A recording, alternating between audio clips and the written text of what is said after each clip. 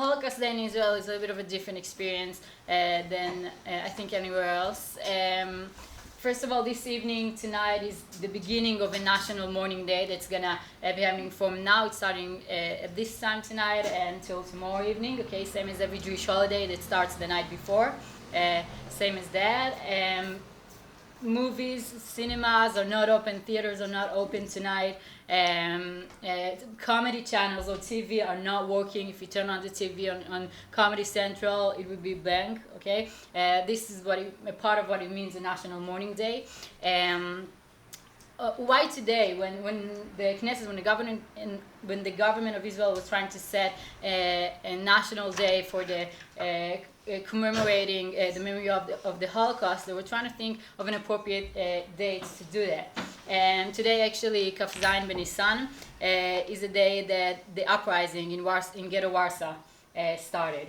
Okay, and this is actually the reason for it. Actually, Kaf Dalet B'Nisan is the date, but it's in Pesach, and they didn't want to do it in Pesach, so they did it a few days after. But this is the meaning. This is why it is happening today. And actually, the name of the day in Hebrew here we call it the Memorial Day of the Holocaust and of the Bravery. Okay, we are not just remembering the victims; we're also remembering the people who fought as hard as they can in order to not be victims. And this is what it means: Memorial Day for the Holocaust and for the bravery. Okay. Tomorrow at 10 a.m. There will be a siren. Okay, a consecutive siren that's gonna be lasting 2 minutes. Okay. And this is like a moment of silence. Only we have it in Israel with a siren on the background. Everybody stands still. People are driving vehicles. People walking the street. People in ceremonies. Everybody stands still and just for 2 minutes remember. And all of us are gonna also experience that tomorrow. The purpose of this evening, like Israelis are very used to commemorating this day in ceremonies and putting flowers and a lot of stuff like that. And the objective of this evening is to make the memory something a little more personal, something that we're less detached of and just sitting in a ceremony watching it, but something that all of us feel a part of the memory. Okay. So this is what Zikaron Basalon, memory in the living room, is all about. And actually what we are doing here is happening now, this time, in a lot of different living rooms, homes in Israel.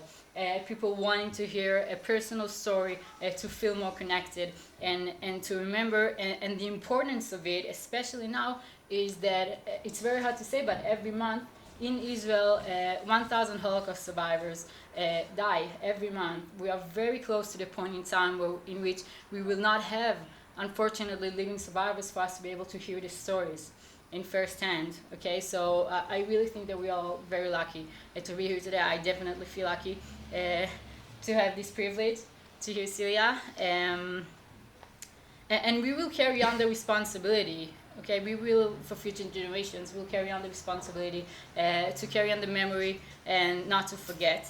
And so what's going to happen this evening? Celia has arrived. I will introduce her very soon. Celia has arrived to talk to us, to tell us her story. Okay, she's going to tell us. In the end, there will be time for questions, and after that, we will have a 15 minutes break. Okay, after the break, we will have a short art session. Art segment, some poems, okay, and after that we're going to go on to a discussion. The discussion is a very important part of this evening, to take this experience that we're going to have and to put it a little bit more to practical standards, okay, for us to know and to process our thoughts, okay. So all of our guests, I strongly suggest you stay for the discussion, and I hope that you will. And please be sensitive, be minded to what's happening here tonight. And what we're going to do now, before we starting, we have Nerot Neshama here. Okay, it's called in Hebrew, Neshama means soul. In Hebrew, soul candles, okay, it's very common here. On Memorial Days, we lit it, it stays lit for 24 hours, okay, and a lot of people put it up in their homes or by the window, just a way of remembrance, okay? So we have a few candles here. We have lighters if people want to light them, and we're going to leave them on the table here. Now is the time.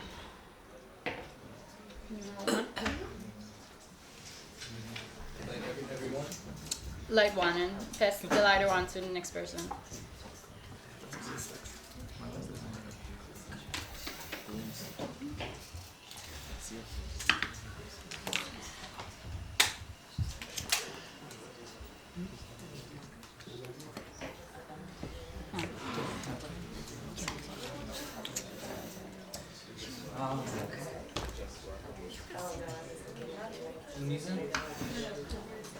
Hello, everybody.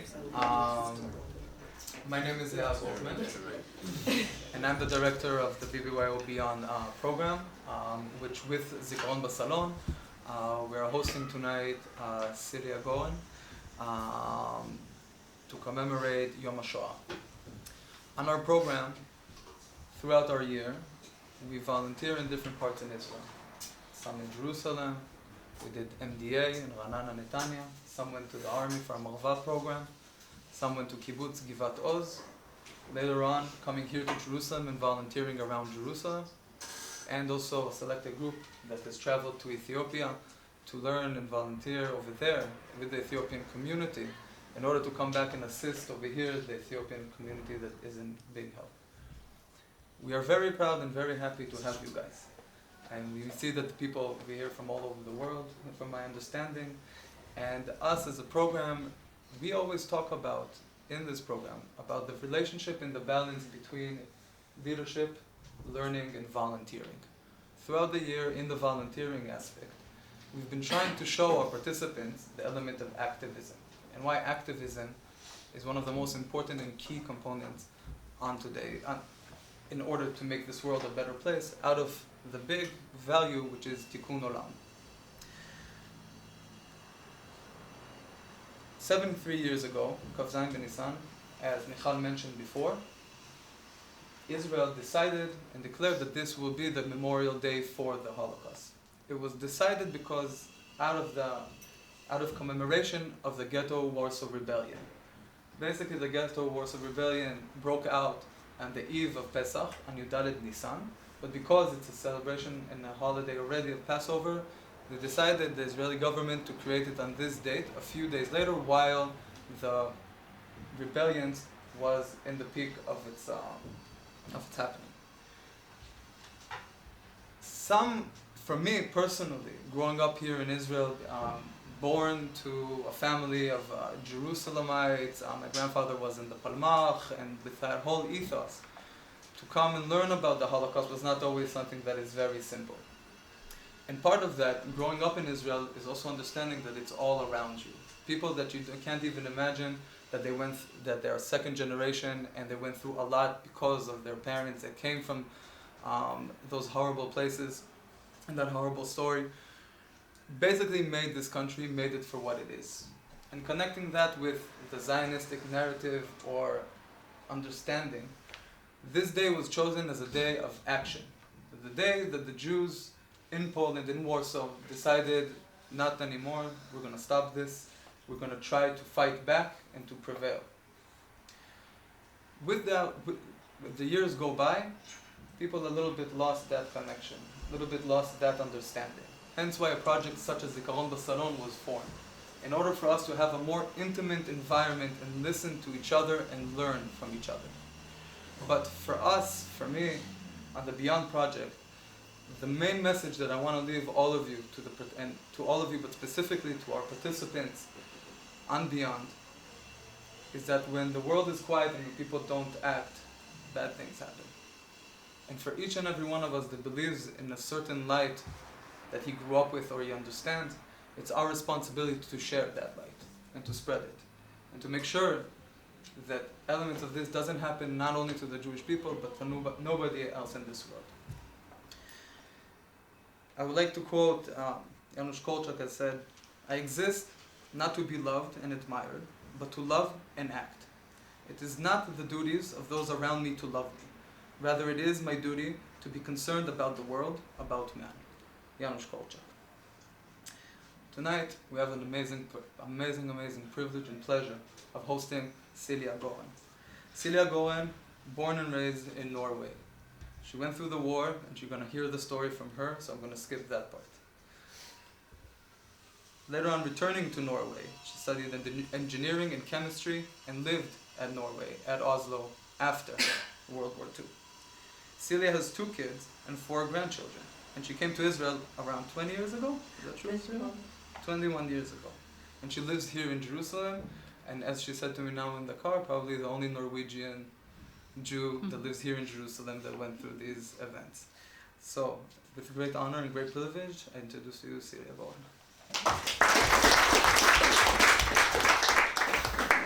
Okay, Yael has presented me as you can call me Celia. I am born in Norway, and I don't know how many people actually know what a funny country this is. So I took with me a map. So you can see the yellow part is the whole Norway. Can everybody see? Do you know this? Yeah. So here you see, I have also, this is Europe, and you have Norway on the very end there. I'm showing you this because I want you to understand how it was possible for the Germans to occupy this long country. So I'm also 88 years old. And I was almost 12 years old when the war started in Norway. The war started, as you know, the 1st of September 1939, and it came to Norway in the 9th of April 1940. And then, how did that come? It was, we had a Quisling, we had a traitor in Norway who wanted to be head of the Norwegian country. It was always been ruled by kings and the government, but because of the war, he thought he could tell the Germans how to conquer Norway, so he could be head of Norway. A little bit meshuggah, but I don't know. But he came to that conclusion because he had been surpassed as an officer a couple of times, and he wanted to pay back. So he had gone to Germany. I don't know to whom he spoke, but he had shown them how it was able to conquer and occupy Norway with all these fjords and everything. And you see, all the way there are fjords and there are possibility to defend Norway. But he told of all the possibilities to defend, so the Germans could conquer these places. And I don't exactly remember, I remember the 9th of April. We woke up and in the middle of the night, and we had heard a lot of aeroplanes over us, and what is it called? Well, the sound that we have to go in hiding. And everybody had been told that every house should have a place to hide if anything happened. So we had in the Maxan downstairs, we had made a room for all the residents in the house to go down if anything should happen. There were 8 families, and it was a small Maxan, but we went down there. We were sitting on wooden benches, and in a corner was a little place for a toilet. And we were sitting there a couple of hours, and it was terrible. We were too crowded. We were not prepared for anything to do or to read. It came very sudden. So my mother said, it can't go on. Let's go out.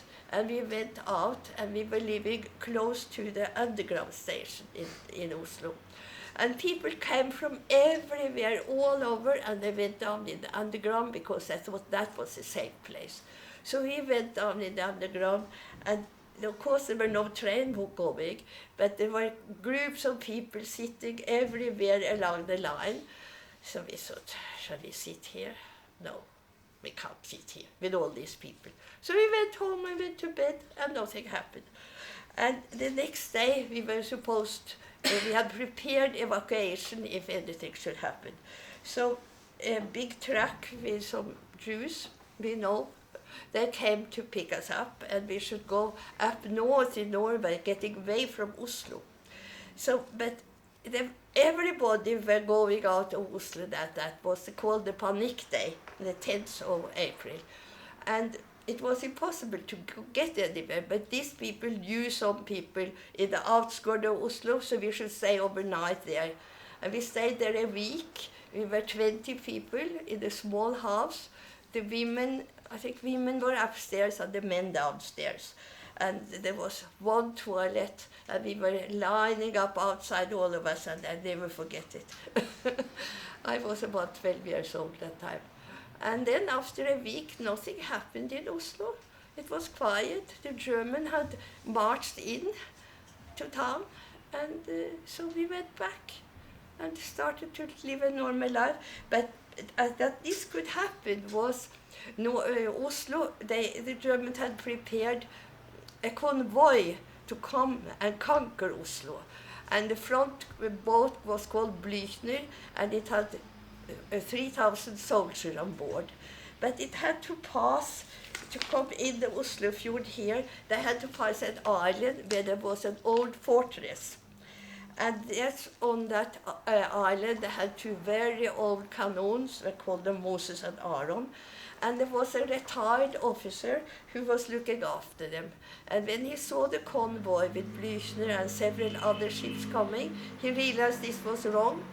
And he made 2 shots, one with Moses and one with Aaron, and they were sinking the ship outside here, outside where my family had the summer house. And there Blüchner is still laying on the bottom because it's a very deep area. And people are trying to dig there, to dive there a lot to try to find things.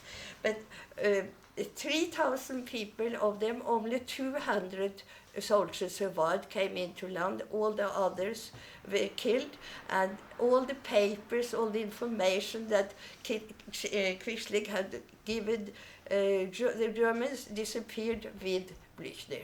And then the other boats went back, so they didn't try to conquer Oslo by boat, but they conquered them by air also. So all of a sudden we had a lot of soldiers marching in the street. And so what happened? The soldiers, they should have a place to live, they should have food. So first they took our schools. There were 3 schools, got 1 school left. We had to go afternoon classes and evening classes because the soldiers had to stay and live in our schools. How many there were, I don't know. But it was quite a lot. And they should have food, so they took all the food in the shops. All of a sudden, we had nothing to eat. We couldn't get milk or butter or bread or anything. We got some salted herring and potatoes. And then we got the ration card, and they got that brown thing that is outside on the flour. That was the flour we got. And how to make food out of this, that was an art. And my mother was an artist. She managed to find out how to make bread out of potato and this brown thing out, I don't know what it's called in English, outside the flour. And what else did she put in? Now, I don't remember what more she put in, but she managed to make a bread that was kept together. And she gave that recipe to a lot of other people. But we needed protein, we needed food. We got salted herring, and we watered it out and tried to fry it. And it didn't taste very well. But then she minced it and made like meatballs out of the salted herring together with potatoes.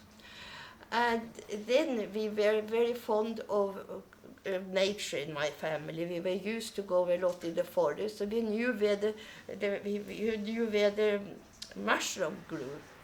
And in Norway, I don't know if you know those white big mushrooms. Yeah. So we knew where to find them.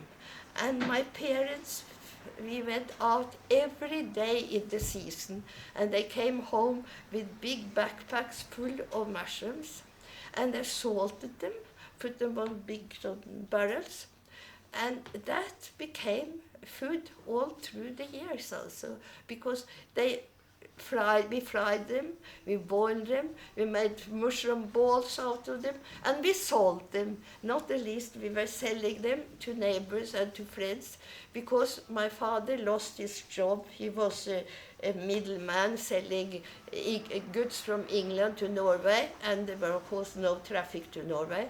So he needed something to do. So we were selling the mushrooms to make a living out of it. And then he also was my father was very special. He was born in Warsaw, in Poland, and came as a child to England, went to Jewish free school in London, and was very good in English. But when he was 18 years old, the British had the he was not a British citizen, but so at the beginning he was not called up as a soldier in the war, but in the First World War. But in 1916, the British needed more soldiers, so they were also calling up the not English young men.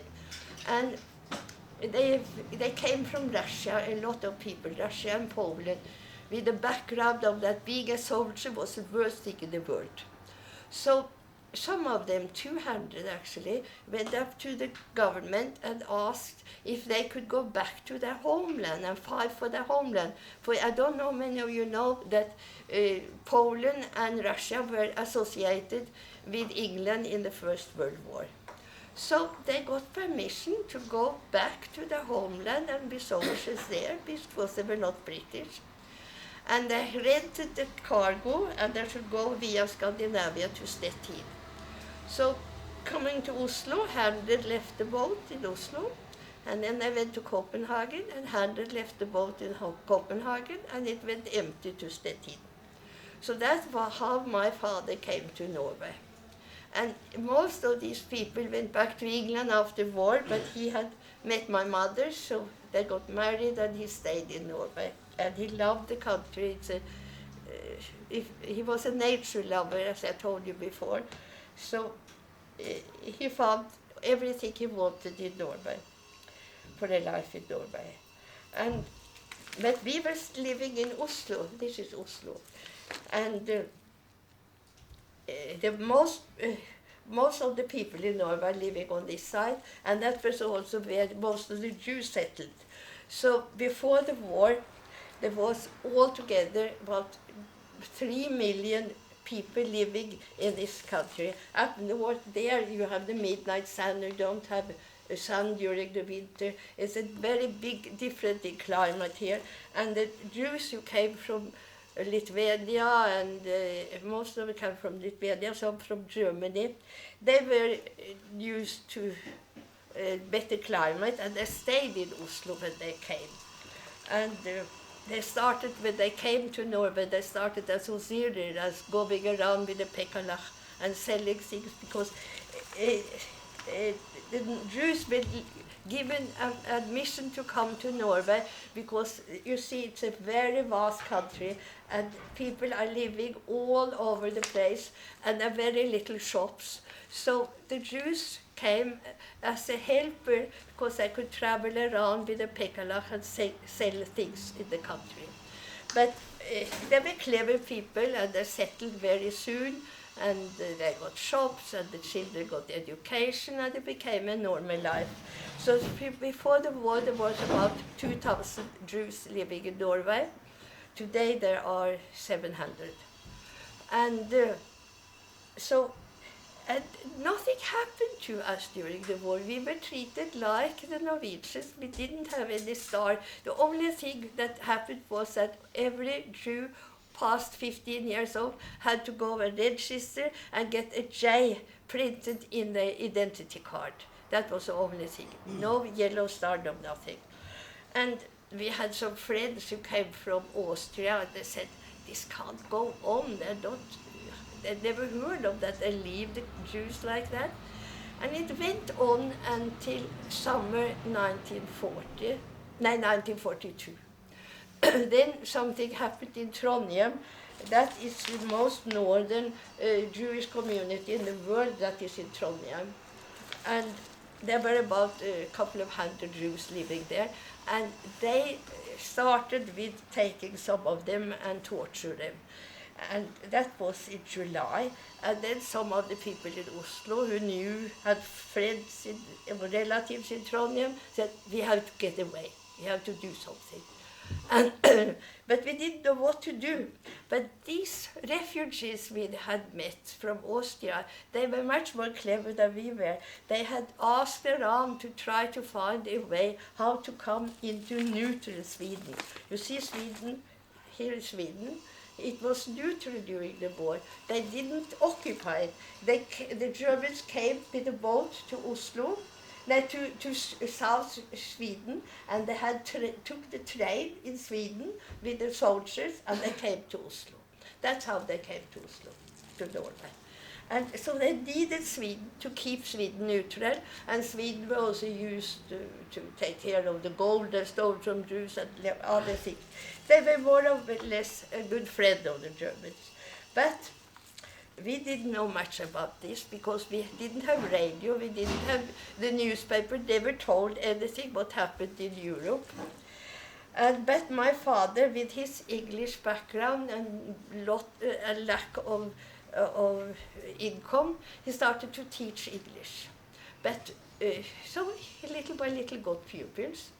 And then, but he had something to tell them. And he had a friend, a watchmaker, who had a Swedish man lived in Norway who had a hidden radio. He was more or less, he wasn't looked after as much as others, so he got the news. So my father went to him into the shop, he held the clock, and then he spoke about he imagined that he was speaking about the clock, but that shopkeeper, he told him all the news, all what was happening in Europe, about the camps, and how the Jews were treated, etc. And that was what my father could tell in his lessons. So little by little he got a lot of pupils because it was known that he could tell news. So one day when he was in the shop in 41, the German came, they had learned about the watchmaker, and he was arrested, and my father was there, and he said all the time, I'm here with my clock. And he was arrested, and he was, one day they questioned him about everything, and he said all the time, I'm here for my watch, and they let him home after one day. And of course we should have left then, because he was then in danger. But my parents didn't want to leave because I was in middle school and my sister was a year before Bagerot. So we were, little by little, it came up to I was 14 and she was 17, and then we couldn't stay anymore.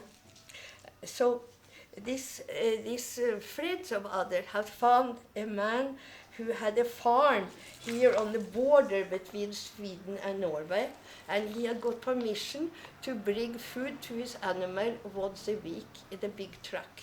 And they loaded the truck with putting things on top of each other, and underneath was a room for 4 people to hide.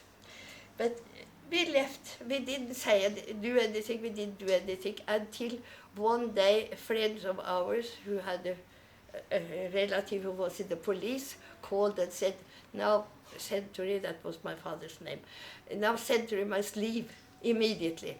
So he went to these people in hiding that night, and he called around to so many friends he could, but one said, no, I cannot leave tonight, I have to go to the bank tomorrow. He never come to the bank. So next morning at 9 o'clock I was at home, and my aunt with a little baby, she had been born, she had stayed overnight with us. So at 9 o'clock, the bell rang, a nice policeman stood outside and wanted to talk to my father. And my mother said, no, he is not home. He's going to pick what did I call it? Mushrooms. He go to the forest. This was the 26th of October. There were absolutely no mushrooms in the forest so late. but that policeman, he didn't think that way. So he said, okay, when he comes back, please tell him to come to the police station next day. But in the meantime, my mother and I went with her. We had to go every day to tell the police that we were still here. This was also, it happened the 26th of October. And then on the 4th of November, we were told that our transport was ready. So we people, I don't know even who helped us, took my mother and my sister and me to a villa outside of town, and my father came from somewhere else, and very soon came the truck and should take us to the border. And this was a very, very lucky for us, because other people had to go through the forest and climb the mountains to come to Sweden. But we got also in touch with that farmer who had permission to drive to the border. So, but he said to us that he should take us to the border, and he knew the movements of the Germans. Because, you see, they had such a long border between Sweden and Norway to look after, and they didn't have enough people, soldiers, to look after all these places. And they were, we cannot see on the map, but there were roads going into Sweden, several places. So where that man took us was an area where there were two roads close to each other, and the Germans went one night here and one night there, and they knew, and the farmer knew exactly when it was empty there. So he took us that night, and he said, now you can walk into 2 kilometers and you are at the Swedish border. Yeah. So we walked, and it was new snow, and every step was visible. 4th of November in Norway, and we didn't know where we were, and there was, on one side there was a lake, the other side was a forest. We had no idea where we were, and then we saw a light over there, and then we got scared. So we went into the forest, but we didn't find a swill, we didn't find anything, how to go further on. So my father said, no, you better do as I said to us. So we went out of the road, and we more or less ran those 2 kilometers, and we came to a border, and we walked around, and we were in Sweden. And we thought we were safe, and there was that border house, and we knocked at the door. Now it was 11 o'clock, and it was still snowing, and the man who opened, he didn't want to open. And then when he finally opened, he said, what are you doing here? Yeah, we ask for asylum, we want to stay in Sweden. Why? We are Jews, we want to get away from Norway. Why should you go away from Norway? You have Quisling, you have such a wonderful life in Norway. How can you think about something? You have no right to come to Sweden. So, okay. We didn't know what to do, and then my father said, but I have children with me here, and it's cold and rainy outside. Can't we stay here overnight, and then we'll go back tomorrow? Okay, so we let us in, and we were laying on the floor, my sister, my mother, and I, and he came with a blanket and put over us, and then my father was sitting and talking to that man who was in charge of that place, and at 3 o'clock, he woke us up, and then we had got permission to stay, at least one night. So, because all the knowledge my father had got from the watchmaker, with all the hidden newspapers and everything, he knew what he was talking about, but that wasn't even told in Sweden. They didn't know anything what happened in Germany. So we were stayed one night, he said, and then they put us in prison. And then from the prison, they asked the embassy in Stockholm if we could stay. And they said yes, and then we were sent to a reception camp in the middle of Sweden, and where we got all sorts of information about being a refugee in Sweden. We got registered number. I had number 12,000 something. And then we were told that there was a Norwegian gymnasium in Sweden. And the reason why we didn't leave before was that my parents didn't want to take us out of school. We were so close to Baggerud to finish school in Norway, they didn't want to risk our schooling for us. So here we came to Sweden, and we were told that in Uppsala, north of Stockholm, the government more or less had established, the Norwegian government in England had established a school. The legation, the embassy in Stockholm had established a Norwegian school, and they had got teachers over from Norway, so they should have a full school, and they got books over in hiding with courier, so everything was very well organized. But the money, how we could live there so well, we lived very well as refugees in Sweden. We got money from the Norwegian government, who had managed to escape to England. It took the Germans 2 days, 2 months to occupy Norway, and in that time the government and the parliament and the king and the family, they got help to travel up north, all the way up here to Tromsø, up here in the north from Oslo. And they went through here, and then they went partly through Sweden and back to Norway because there wasn't roads here. And they managed after 2 months to come up to Tromsø, where there was a ship waiting for them who took them to England. So the Crown Prince and the family, they went immediately to America. But the king stayed in England all the time and with the government. And Norway had a big merchant fleet. You see, because of the coast here, it was very normal for Norway to work on the coast of the sea. So immediately after Norway was occupied and the government came to England, they sent message to the ships, don't go back to Norway, go into England, to Newcastle, wherever it was, and finish giving more money there, and then they should get new jobs from there. So the ships, Norwegian ships, earned a lot of money during the war by sailing for the Allied people, for the English and the Americans. And the money they earned, part of it was sent to keep the refugees, Norwegian refugees in Sweden. So they paid for the school, they gave us money to live on, and every month we got money. And I remember we got paper to go and eat dinner on a special place, and we got paper, so we should have a real bath once a week. We got a ticket for that and things like that. But it was we had a wonderful life in Sweden.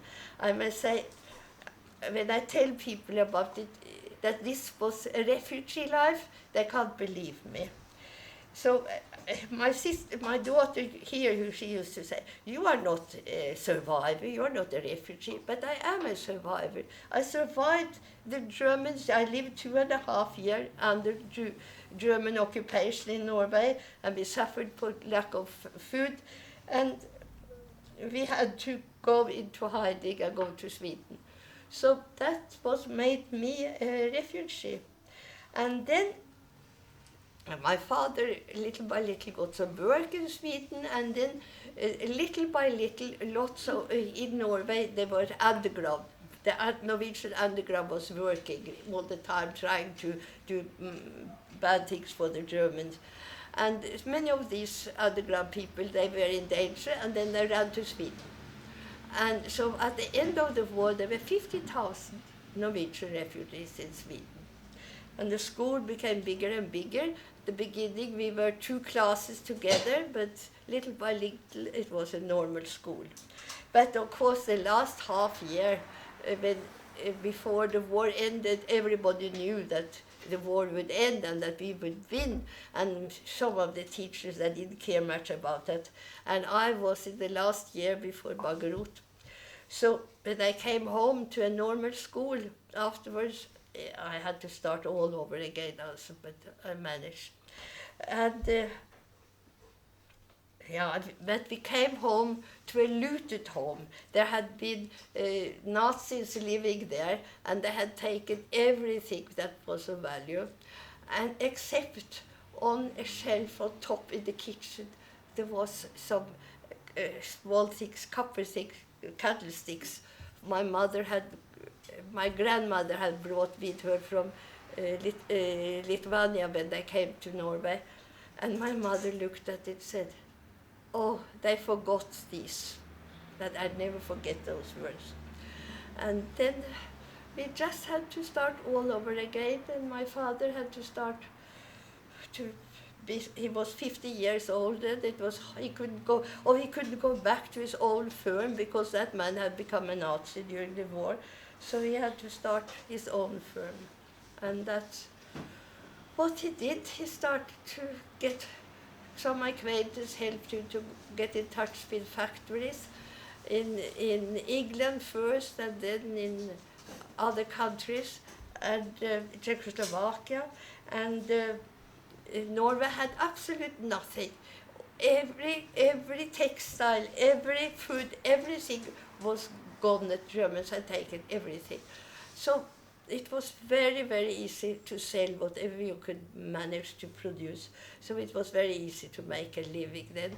So my parents, they built up a little business, and then my sister, she stayed in Sweden because she was studying to be dentist, and she was doing dentistry, and then she met a Danish refugee and married him, and little by little she came into the business. She went back to Norway. We all went back to Norway, and he helped my father to build up the business, and then I got married to a Swedish Jew, and he also came into it business. So that way we stayed in Norway, the whole family, until my daughter was through Bnei Akiva, went to Israel, and then little by little I also come here. So that is my story. So have you got any questions?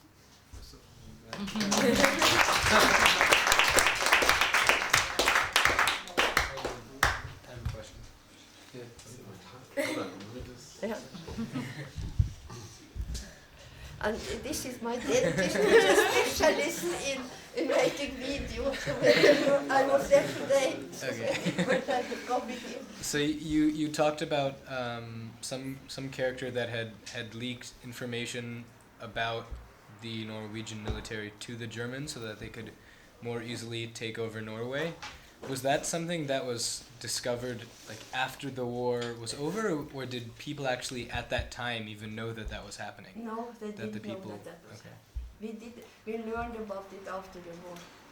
But Quisling, it was his name, but that has become a word in the American language, I understand, for a traitor. Don't you use the word Quisling? Yes, it's in the What? Yes? Quisling is in the dictionary. Yeah. And it comes from Norway, also from that crazy man. I have a question. I guess it's two parts. The first thing is, what did Judaism mean to you, or were you aware of your Jewishness before the war? Oh, yes. And the second thing, what did it mean Jewish life in Norway before the war? What was Jewish life? Okay, then I have a lot to tell you. I didn't include that, I don't know why. Well, I was brought up in a very Orthodox home, and I went to Cheder, and we had a synagogue, we had a rabbi, and we had a Chassan, and the Chassan came from south. I think he came from Hungary or Poland or somewhere like that, and he never learned Norwegian properly, and the Cheder was very superficial.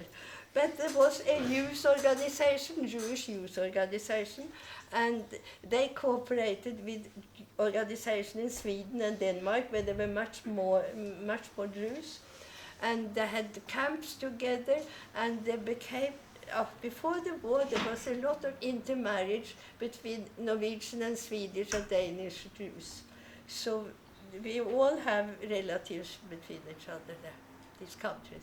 And after the war, there has been a much stronger Jewish life. With Bnei Akiva came and they really were teaching the young people. And not every home were Orthodox. It was very mixed, very, very special. Some were very liberal and some were very Orthodox. And these Austrian refugees, they surprised me very much because it was a Pesach. We were visiting them and they were serving matzah and bread. And I asked my mother, how is that possible? I was a child then, and I couldn't understand that Jews could serve bread on Pesach. And then she told me, but you see, not everybody is Orthodox like we are. So my mother was very strict, and she came to Norway when she was 9 years old. Her mother died very young, so she was left taking care of siblings.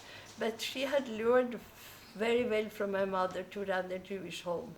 So that was very strict kashrut. Was so strict, so when I went to school, was only Jew in the class. And when my classmates had a party, at the beginning I was invited, but then I always had to ask for extra food, because I couldn't eat the meat or the fowl or whatever they were serving. So they used to they used to hunt a lot in Norway, and they were serving hunted meat or hunted birds or whatever, and I couldn't eat that. So I ended up, I was never invited to these parties because I couldn't eat. Only Jew in the class. And today, of course, afterwards I felt that it was very wrong of my mother to keep me apart from the rest like that. It was very difficult in a way to be the only Jew in the class. And I was not allowed to listen to Christianity when they were teaching Christianity. Then I had to go out and stay outside.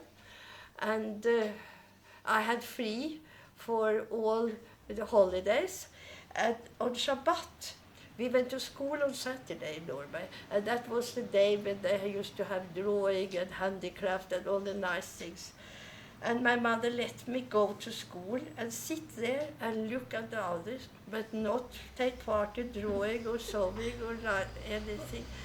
Actually, it was terrible. So that's what I got out of Jewish life also. Yeah. So. Yeah, but yeah. Did you have any anti-Semitism? What? Was there any anti-Semitic? Anti-Semitism? Were the kids like nasty to you that you were Jewish or No, picked on you? nothing as I felt. Nothing like my children in Norway after the war. They had some problems with some anti-Semitism in Oslo, but I had nothing also. But it's only that they couldn't invite me because I couldn't eat. Yeah. Do you have any idea of your family fled Norway and took refuge in Sweden? Yeah. Do you know what portion of Norwegian Jews did that, or what portion stayed? Yes, I know. Half of the Norwegian Jews were sent. The other half were sent. More than 700 were sent to Auschwitz or the other camps. First 500 with Donau, and then 200 afterwards. And they came from other places in Norway. In Oslo, that first night, on that night when they arrested the Jews, that they managed to get hold of half of the Jewish population, but they started off arresting the men first, and that happened that night on the 26th of October. That and all the men were taken into prison, And the women and the children who were left, and from these people who were, didn't have got warning or whatsoever, their family didn't leave because they thought that if the man was taken, and was in prison, and if they left, that would harm him. And that happened to my aunt. That was a terrible story. She stayed with us that night, and then she went home with her little baby, and her husband was in hiding in the forest with some friends, and he thought he was safe. But the word went around that whoever helps a Jew, he would be killed. So these people who were helping him, they were not like our friends. They got scared, and they told him to go home. So he went home, and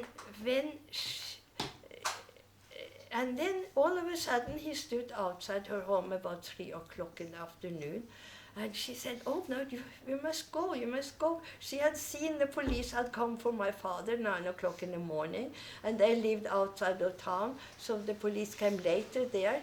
He said, "They haven't been here yet, you have to go." And they were standing and talking and wondering, "Where shall I go?" He said, "I have nowhere to go now." And then came the police and took him.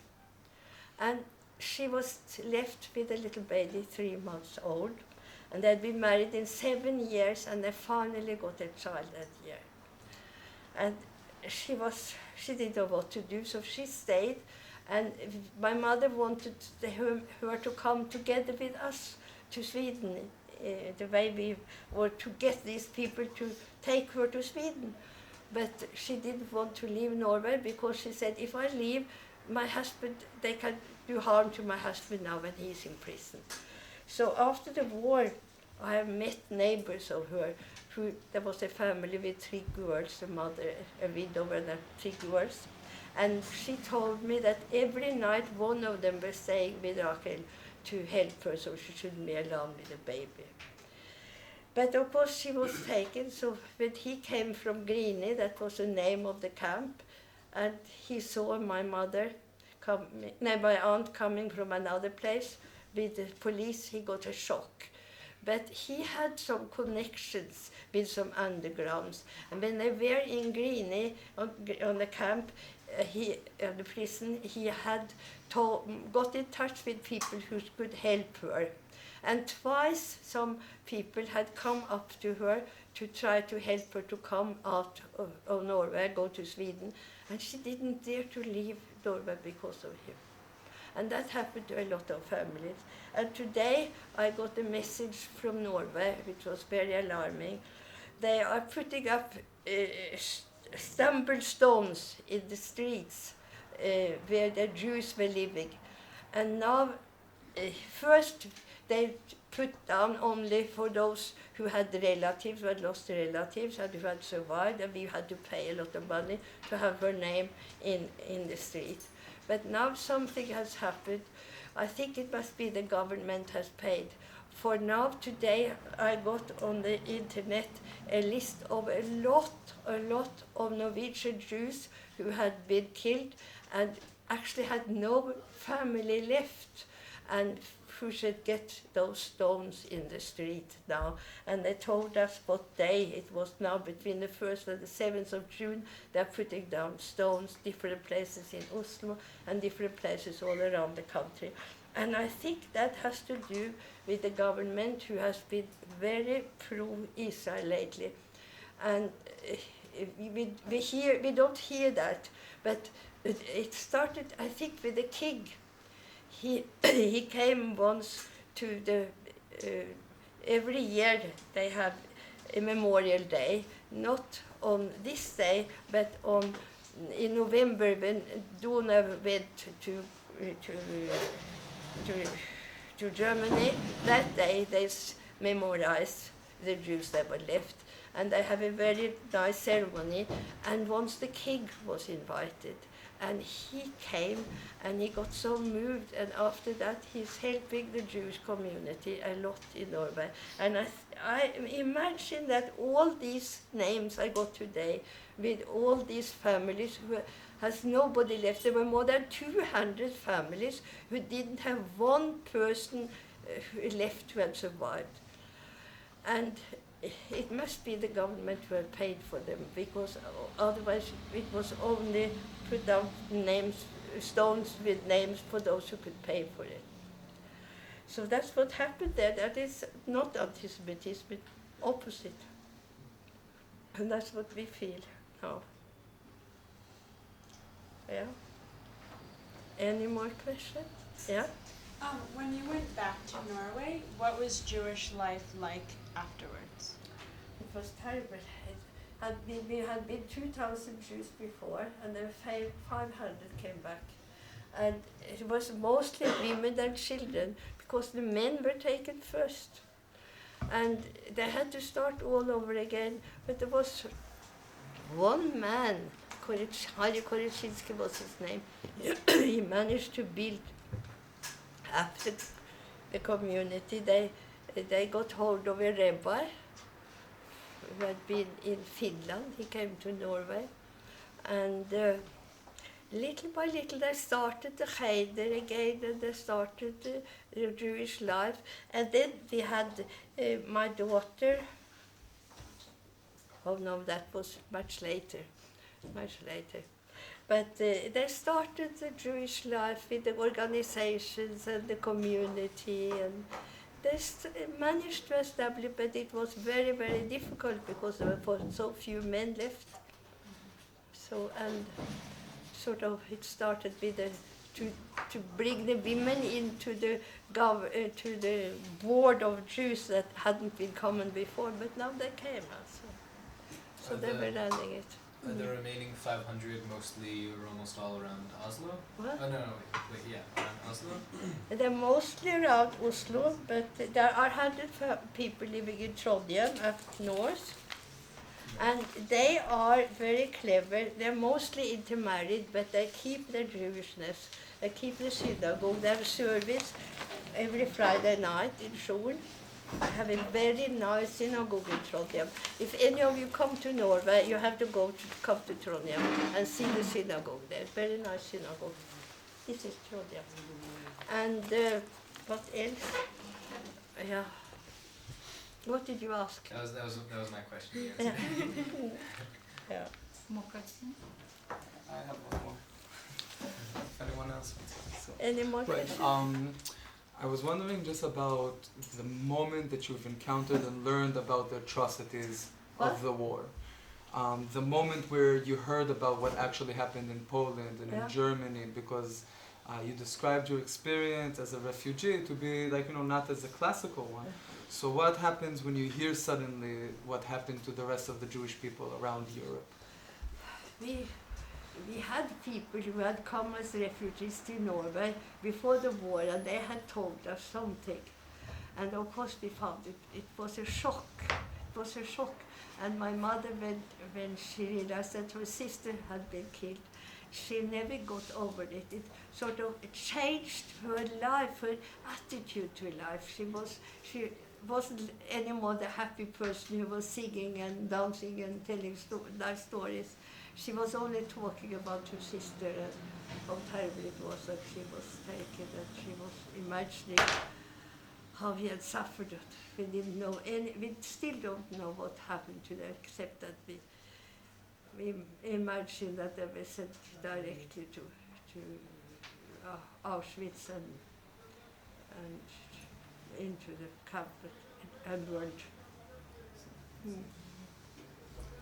Okay, any more questions? You said your father had gotten a bunch of like newspaper clippings and stuff. What You said that your father was pretty informed during that time because he was able to get newspapers, right? Yeah, they were, the underground was printing a lot of hidden newspapers in the cellars, and they were doing it. There is a museum in Oslo, Homefront Museum, where they show us very clearly how they were making hidden newspaper and trying to tell people what was happening. But only a few people who really got the information that way. So was your dad like explaining to like the rest of like you and the rest of your family what was going on, or did he I've heard that some people kind of sort of kept the information to themselves. Did you know at that time, like, what your father Yeah, knew? Did he tell you? he gave information to a lot of people, and he also gave it through his pupils. He was teaching English, and he managed to teach to teach them the news through English teaching. But we also had friends. Also, the one he called the evening when the alarm went, and he said no, he couldn't go tonight because he had to go to the bank tomorrow morning and get up some money. And then the police came before he got to the bank, so he never came back. And of course, they could never forgive themselves. His wife and the child was left, and they came to Sweden afterwards. But of course, life became very different after the war. The happiness disappeared. It took more than 40 years, I think, to build up a normal atmosphere, normal community. Because all the time we were talking about they were taken and that were taken and they had disappeared. And it marked the life. But people went back to work, but then came a restitution. So after the war, we asked for some compensation for all we had lost, what the Nazis had taken, and there was an office there. But that office was, the employers there had been employed by the Nazis, and when the Norwegians, the government came back from England, they couldn't throw away all the people who were working. They had to stay. The bureaucracy had to continue. So the bureaucracy contained a lot of Nazis. So it was of Nazis that took care of that with the money, with the compensation. And my mother went up to the office and she asked, come with a list of what we had lost. And then they gave her 12,000 kroner. And she said, not more, but I lost much more. And they had answered, you should be happy that you are alive, miss. That's what, and she came home crying. That's what he had said to her. She should be happy that she was alive. She shouldn't ask for anything. So, but there has been, after many years, there was a big compensation case, which ended up in our favor. So we got some money out of this also, from money that Germany actually had paid to Norway itself as compensation after the war, and which the government had kept, and the Norwegian Jews managed to get their part out of it. So that was quite something. How much was it? And every person who had lived during the Germans, we got entitled to some money, and it was actually 100,000 shekel for each, quite a lot. And many people got good help through that also. And then they also paid for building up the community center and repair synagogue for all that money. Yeah, okay. The one that's in Oslo now? What? The one that's in Oslo? Yeah, that's in Oslo, yes. Can I ask something? Or? Yeah, go ahead. I wanted to ask what is your opinion about Jewish people living these days in Europe, in Norway, about Israelis moving to Europe. Do you think it's like a different period of time? Do you think you could talk a little higher? Oh, sorry. I'm very old.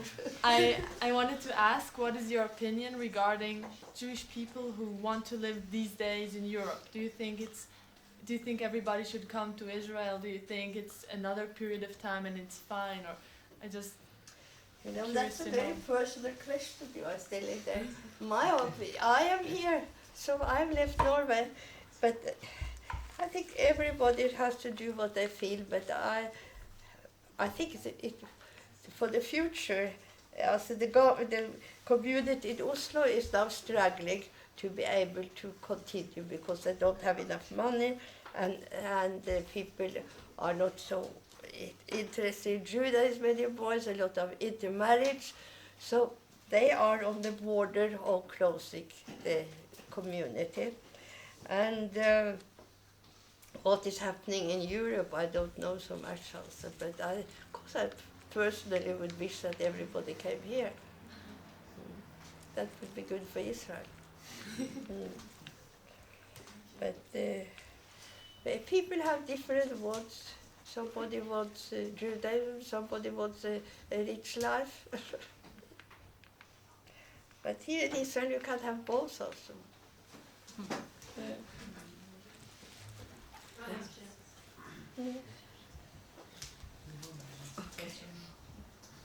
Okay, Celia, so just as a request, so usually every year we ask, you know, everybody here is like 18, 19, some a little bit older, I guess, but our participants are just before going to university and college. And if there's one message you can give to the youth, to the next generation, what would it be?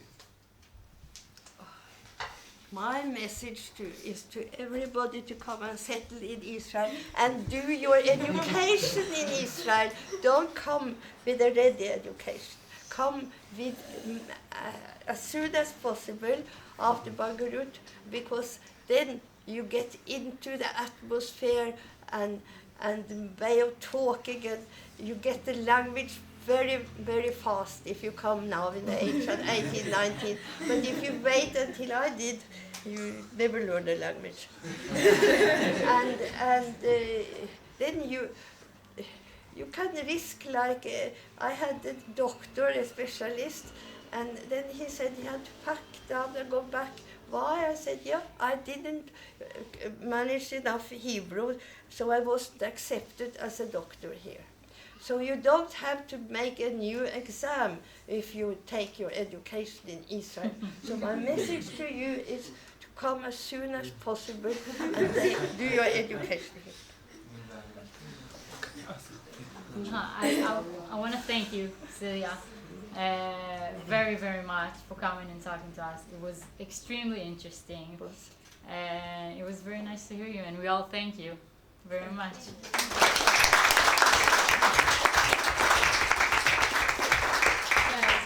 Please have 15 minutes of break, but at 9:10, please be back here seated.